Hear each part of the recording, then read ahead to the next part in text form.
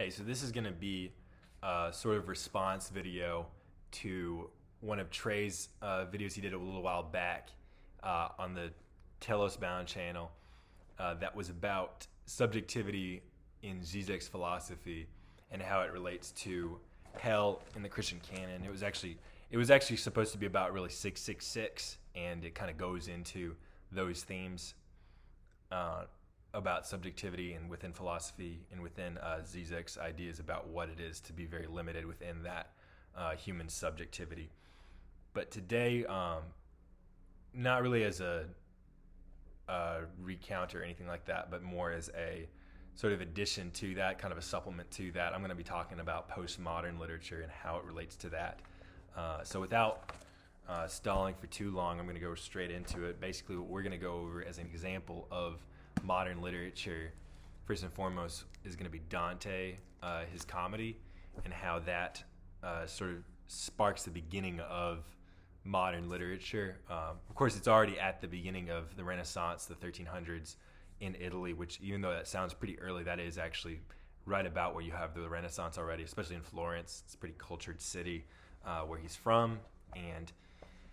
the themes that take place within the Divine Comedy, again, even though it's a poem and it's taking place right after or still kind of during the medieval period,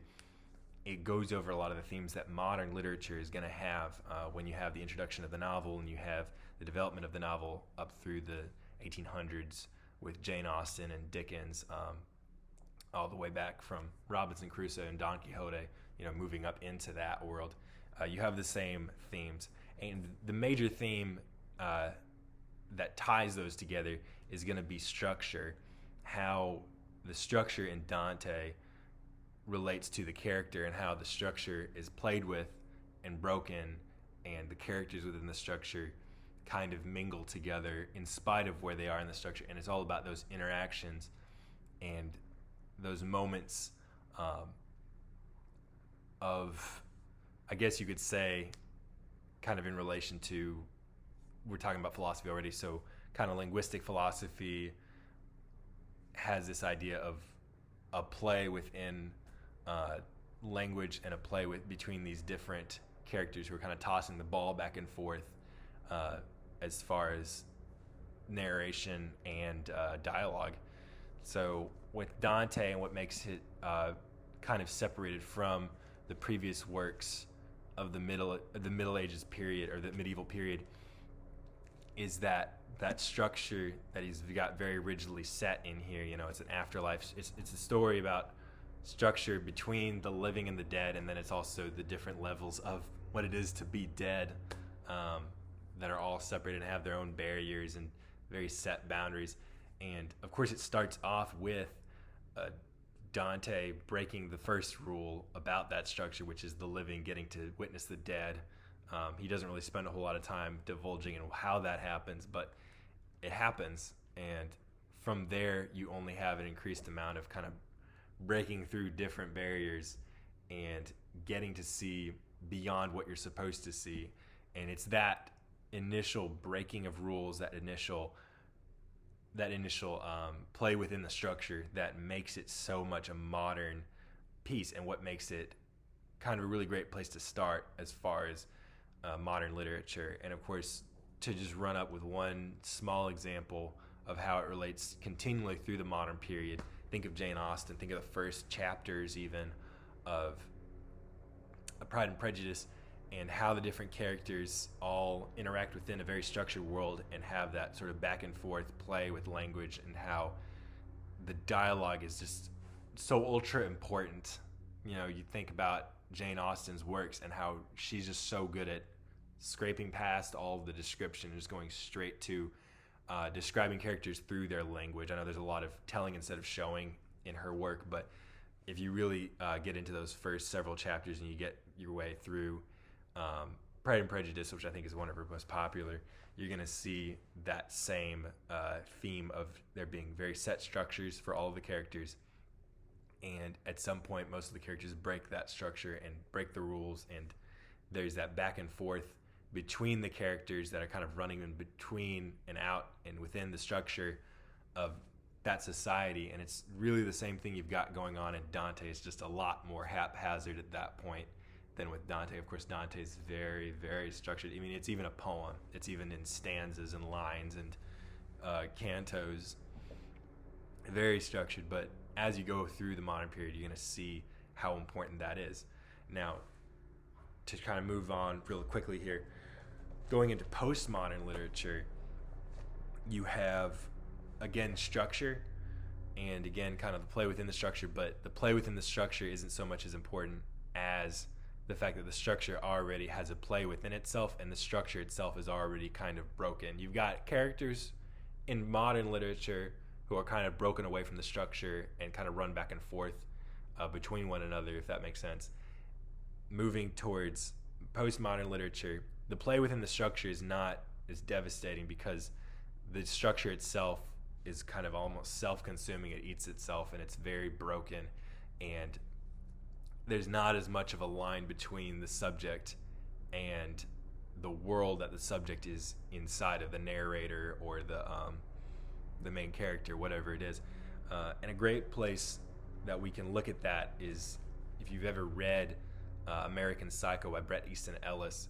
you'll understand how subject and not only subject and object, starting off with that, but subject and world are blurred,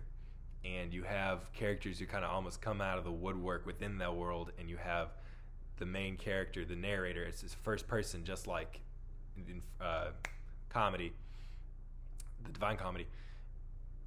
The first person subject has a lot of problems deciding whether or not certain characters are part of the world or have their own existence outside of it, whether the character himself has that ability to distinguish himself from the world around him. That's a huge, heavy part of that. And to move from that, just move back a little bit from Bret Easton Ellis's American Psycho, you've got the book Less Than Zero, which was right before, a few years before that, which really got him famous, and really, I would say, illustrates very well postmodern literature, because you have all the same themes that make American Psycho a work of postmodern literature, but you have it in a very concentrated, very kind of gravitational pull around one narrator who doesn't, he is a very passive narrator. He doesn't have any empathy for anybody, and the characters around him, the whole world around him, spins out so fast and crushes itself at such a magnitude that it really shows just how devastating the world is around a subject who doesn't have any ability to distinguish or any ability to decide for himself, for herself, where they are in the story and what might make them important or stand out or useful to anybody else around them. That's a huge theme of Less Than Zero. And what's important about Less Than Zero, why I really want to bring that up, is because Trey over at Telos Bound did a great job of bringing up how hell in the Christian canon is a lot like the concept of a subjectivity that is less than nothing within Zizek's philosophy. And just to be very quick with that, basically within hell, or being in a state of sin, or being unsaved, whether you're in this life or the next, for the Christian worldview, means that you're in a place where you can't see the entirety of the world around you. You have a barrier that separates yourself from others. You have a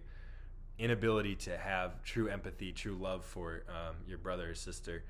an inability to distinguish yourself from the world. Language breaks down, meaning starts to deteriorate pretty quickly, and you realize that the society around you is built on structures that are completely malleable, can completely break all the time, and always do break themselves and eat one another constantly. Now, so that's hell. You can already see how that's the same thing as Zizek's subjectivity, because Zizek's idea about what it is to be somebody looking out from human eyes, basically, is to be somebody who's constantly trapped in a world where you can't really know what it is to be somebody else, or what somebody else really is, or what you yourself are. You're at a point where you kind of have this less than zero or less than nothing sort of gravity about who you are and what other things are, and everything becomes sort of this amalgamous linguistic mush, or non-linguistic mush, as soon as you move past language and what language decides for people. Finally, coming over to postmodern literature, you have these very creatively built worlds that show you just how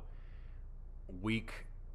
the structure of the world is, how everything breaks down and eats itself kind of within that structure, and how characters within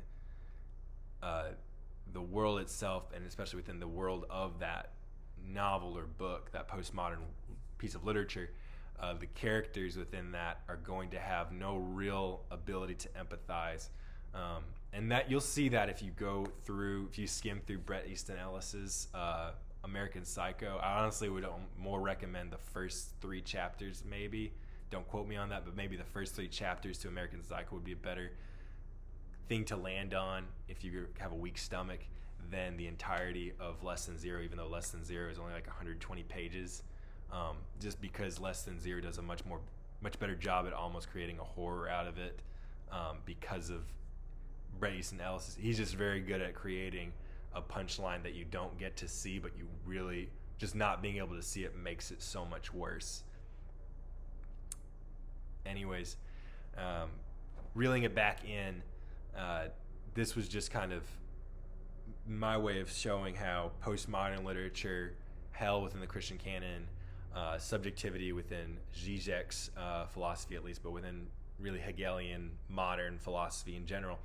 how all of that relates on a very deep level, and how postmodern literature is just one more way of kind of discovering that and kind of taking that in. And as Christians,